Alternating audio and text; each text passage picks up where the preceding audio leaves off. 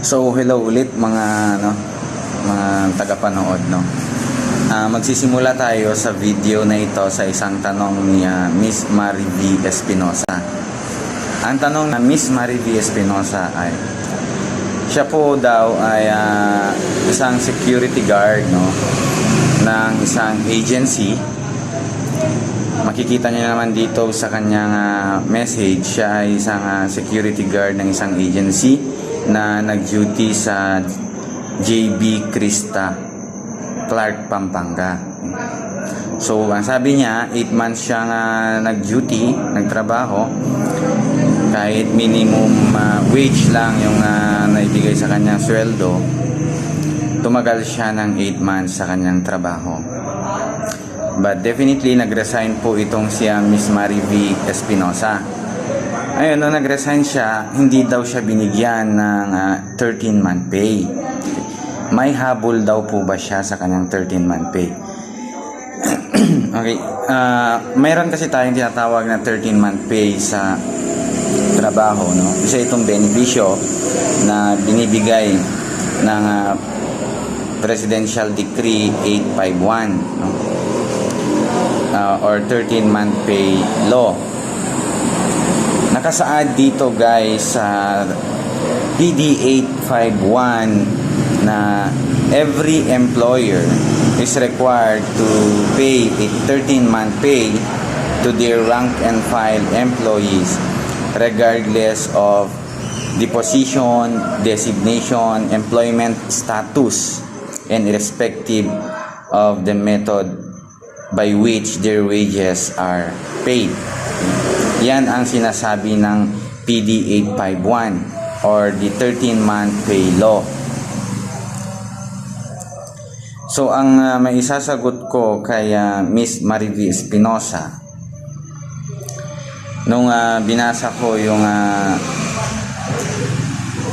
circular ng Department of Labor and Employment, it is safe to say that Miss Marie V. Espinosa has the right to claim her 13-month pay. Bakit? Okay? In order for you to be entitled to a 13-month pay, the employee should have performed his or her work at least 1 month, no, of the calendar year. So, sabi ni Miss Marie V. Espinosa that she performed, no, her duties for 8 months prior to her resignation. So she is already qualified to the 1 month requirement in order to avail of the 13-month pay. Now, punta tayo sa computation. Paano ba kino-compute ang 13-month pay? Ang 13-month pay, guys, is 1/12. Okay? For example, ang sweldo mo monthly 15,000 pesos. Nagtrabaho ka ng 10 months. 15,000 times 10 months. Computin natin, ha. 15,000 times 10 months. 15,000 monthly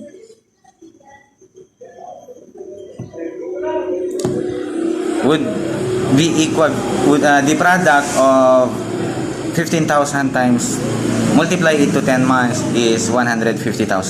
Ngayon, yung product na yon, i-divide mo siya sa 12 months na representing the calendar year. So the quotient is 12,500. Yan yung makukuha ng either resigned or terminated employee representing his 13-month pay, no, provided he performed her work at least 1 month. All rank and file employees are entitled to a 13-month pay regardless of their designations, positions, and means by which they receive their wages. That is the 13-month pay under Presidential Decree 851. So kung sumasahod si Miss Marie V. Espinosa, let's say minimum below minimum daw siya, but let's peg it to a minimum of 10,000 monthly as a net. Okay, 10,000 monthly neto na niya to. 8 months daw siya sa trabaho. 80,000 ang magiging product ng 10,000 multiplied by the number of months you perform your job. Okay, that would be 80,000 as a product. You divide it into 12 months representing 1 calendar year. So, ang makukuha ni Miss Marie V. Espinosa kung i-claim niya ang kanyang 13-month pay ay 6,666 pesos 0.66. That is the 13-month pay under Presidential Decree 851.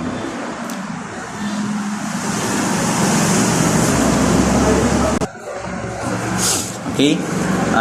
Uulitin ko po, lahat ng rank and file employees, regardless of their designation or employment status, who have worked at least 1 month during the calendar year are entitled to a 13-month pay. The 13th month pay shall be in the amount of not less than 1/12 of the total basic salary by the employee within the calendar year.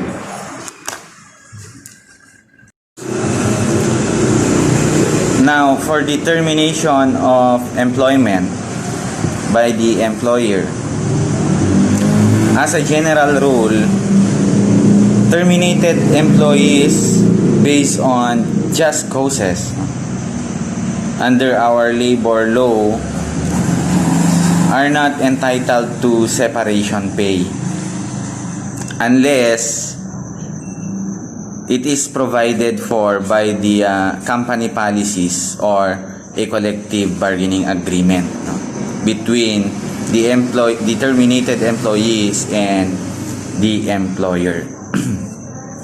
Okay, paano ba magsibak ng empleyado na hindi ka maano ng illegal dismissal? Okay? Kasi usong-uso ito, guys, when you were dismissed, being an employee, if you are dismissed, ang resort mo dyan is to file a complaint for illegal dismissal in the National Labor Relations Commission or to the labor arbiter of the regional arbitration branch na pinakamalapit sa area of your employment. Now, being the employer and employee, dapat alam nyo kung paano magsisante ng isang empleyado that is for just cause.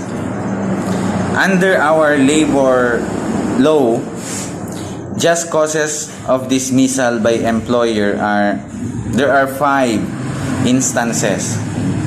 It is when on the part of the employee there is a serious misconduct or willful disobedience to obey a lawful order by the employer or his duly authorized representative, no, in connection with the employee's work. Second is gross and habitual neglect by the employee to perform his duties. That is the second ground as a just causes of terminating the employee from his employment. The third is fraud or willful breach of trust or confidence reposed by the employer to the employee, no? Trust and confidence reposed by the employer or his duly authorized representative by the employee. The fourth is commission of a crime or offense by the employee against the person of the employer or his immediate family members or his duly authorized representative. Now, the fifth one is the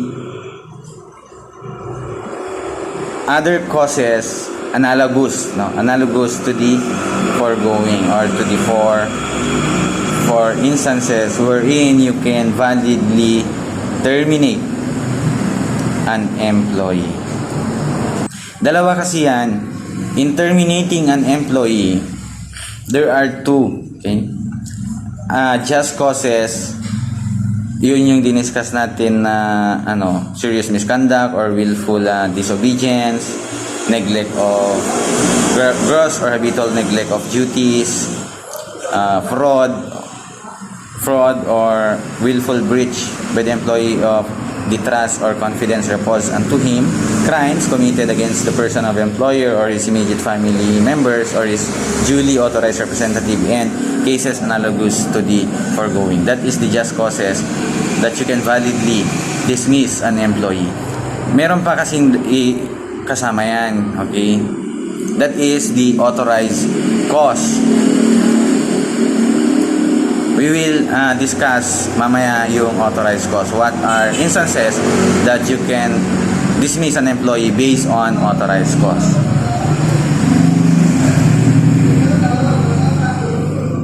Now we have this department order 147-15 provides for the specific standards in applying the just and authorized cause, and specifically outlines due process of termination of employment.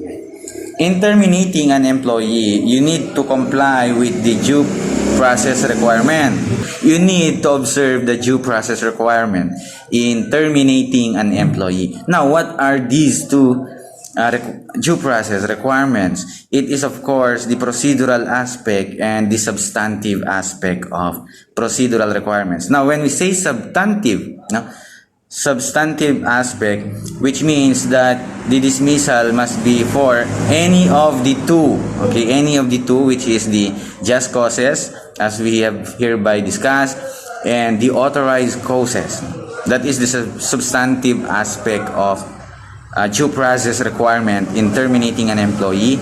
And the procedural aspect, which means that the employee must be accorded due process, the elements of which, alam naman natin, that due process is notice and opportunity to be heard, notice and hearing, and to defend himself. That is the twofold due process requirement in terminating an employee. So those are the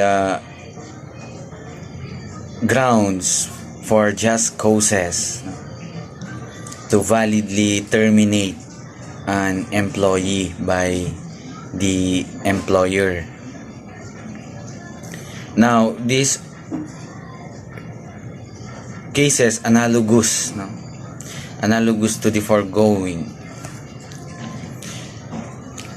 clarified by the Department Order 147-15 of the Department of Labor and Employment, that acts or omission to be considered as analogous causes, the same must be expressly specified in the company policy and regulations.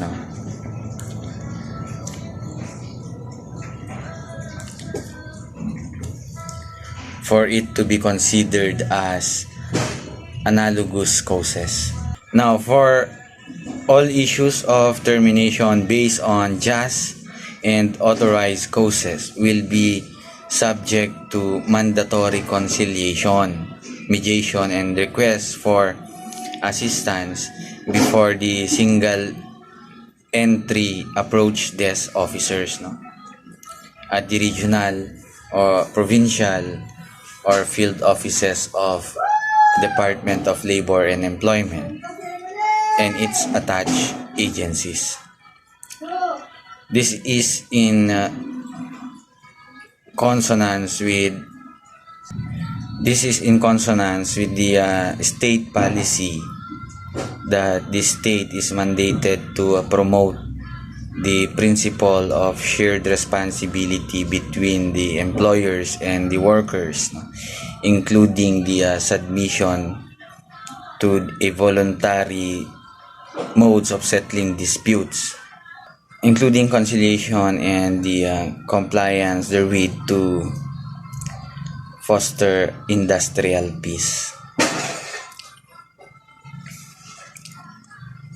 Now, the rules is applicable to workers and employers of all work arrangement, including labor or legitimate contracting, subcontracting with existing employer-employee relationship. Now, let's proceed to the authorized cause or authorized causes to validly dismiss an employee. These are the automation or labor saving devices, retrenchment or downsizing, cessation or closure of business, and disease. These are the authorized causes to validly dismiss an employee, subject to separation pays. As to the computation of their separation pays, they differ to each other. So these are the authorized causes to validly dismiss the employees. Now, the effect of non-compliance by the employer of the due process requirement of terminating an employee is that the dismissal will be upheld, but the employer may subjected to a sanction such as damages, though the dismissal is grounded to a unauthorized cause, but the employer did not observe the due process requirements. The employer shall be held liable.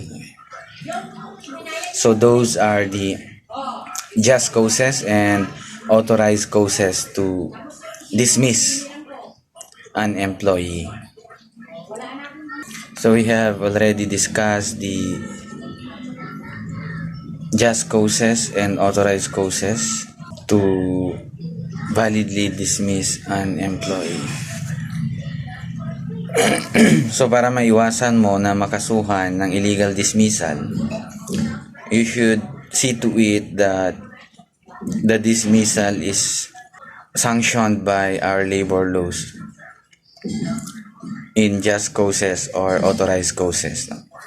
So, notwithstanding the fact that the grounds may not be enumerated under the labor laws, the department order of the Department of Labor and Employment 187-15 provides that the authorized causes of termination, the rule clarifies that an employee may also be terminated from employment based on reasonable and lawful grounds specified in company policies and or based on grounds provided for under collective bargaining agreements. So this and this topic for this video. So thank you guys for watching this video. Kapag hindi pa po kayo naka-subscribe sa channel na ito, please subscribe to this channel and comment down below kung ano po yung mga suggestions ninyo, and I'm willing to do a research for me to answer your queries or questions.